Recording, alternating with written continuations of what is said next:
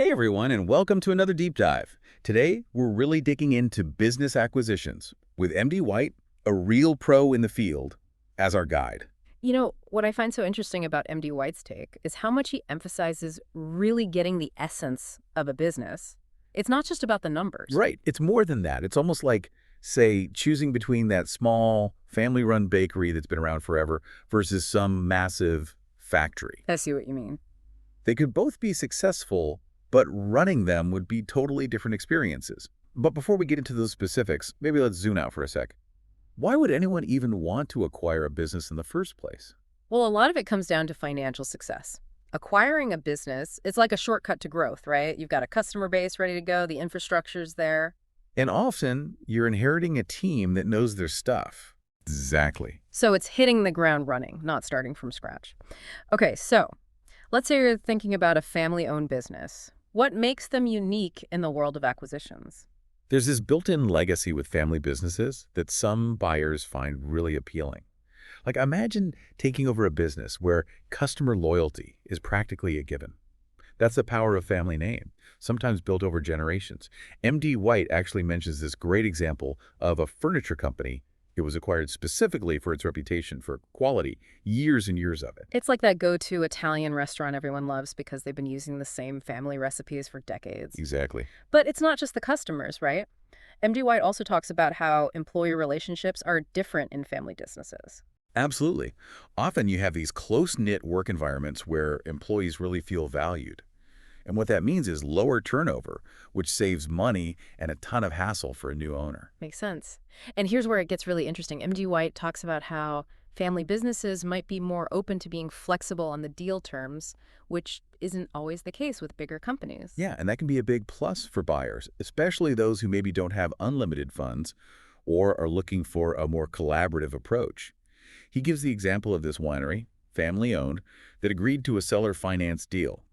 They structured it around future sales goals, which is huge for buyers with limited capital. That's amazing. So it seems like there are some real advantages to family-owned businesses, but, and I'm sensing a but here, what are some of the potential downsides? Well, it's important to remember that for a family, selling their business is incredibly personal. It's not just about the money, it's their legacy, often built up over generations. You're dealing with something very close to their hearts. So approaching it with sensitivity is key. Right, it's a different ballgame than just negotiating with the board of directors. Being mindful of those emotions is huge. Are there any other potential hiccups buyers should watch out for? Yeah, so this is where things get more practical. When you acquire a family business, you might need to bring in more formal management structures, which they might not have needed before.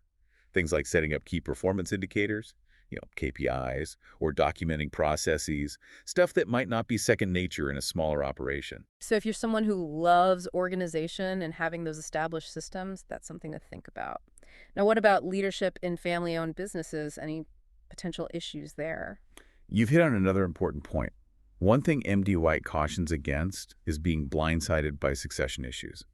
If the family hasn't properly planned for the future, for who takes over, you could run into some unexpected challenges down the road. Sounds like that could really disrupt things. So how can a potential buyer avoid that risk? Due diligence, it's absolutely essential. And not just looking at the books, but understanding the family dynamics, their long-term vision, and whether they have a solid plan for leadership transitions. So much to think about. But it's clear that acquiring a family business can be incredibly rewarding, both financially and personally, if you approach it strategically. Now, while that close-knit feel is appealing, let's switch gears and look at businesses built for scale, the corporate giants.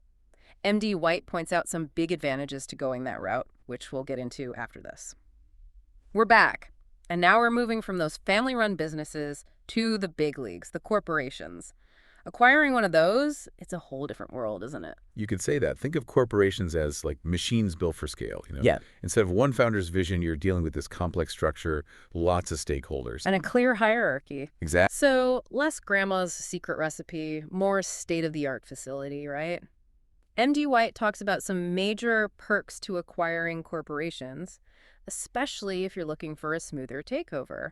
Less of a culture shock, maybe. Right. One big advantage is that corporations, they usually have systems and processes already in place. So you're not spending months figuring out how things work. You can focus on growing the business, which is what it's all about for investors. Definitely. And on that note, corporate structures, they're designed to scale up. If you want to expand quickly, a corporate acquisition, it might be the way to go. It's like they already have the blueprint ready. MD White also mentions professional management as a plus in corporate acquisitions. What does that look like in practice? Well, in a corporation, you'll usually find very clear lines of authority, set decision-making processes, which can be good or bad.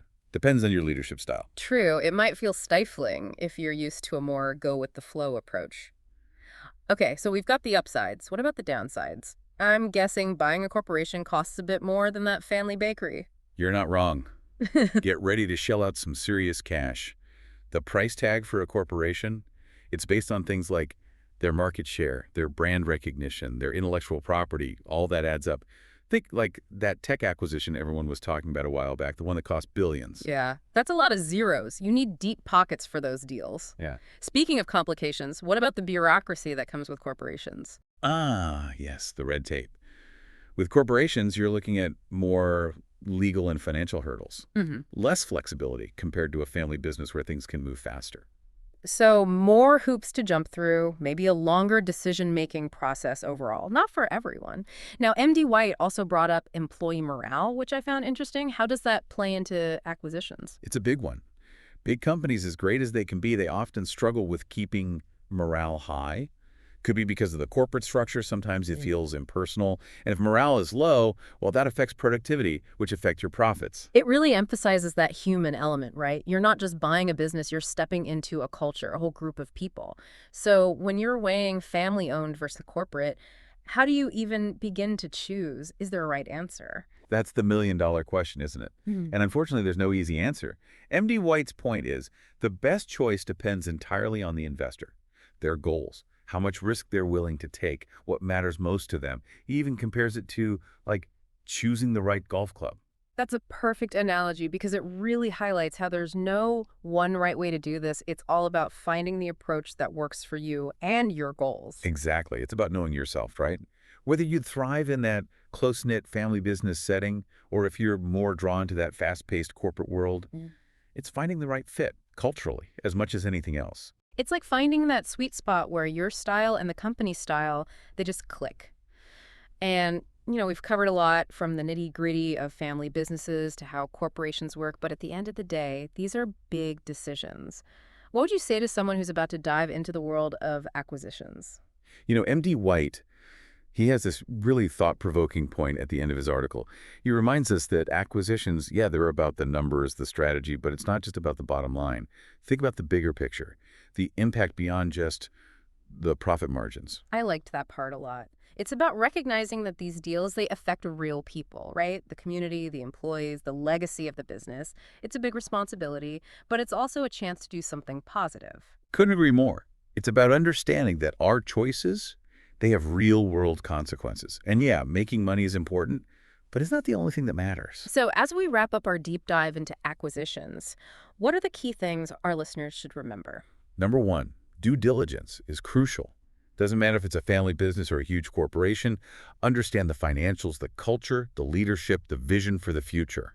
And going back to what MD White said, don't forget about the people. Get to know who's behind the business, what drives them, what they value. And finally, remember, there's no right or wrong answer when it comes to choosing. The right acquisition is the one that makes sense for you, your goals, your risk tolerance, your style. Fantastic advice. It's been great exploring all this with you today. And to our listeners, we hope this deep dive has given you some valuable things to think about as you navigate the world of acquisitions. Until next time, keep exploring, keep learning, and remember, sometimes the most rewarding paths are the ones we least expect.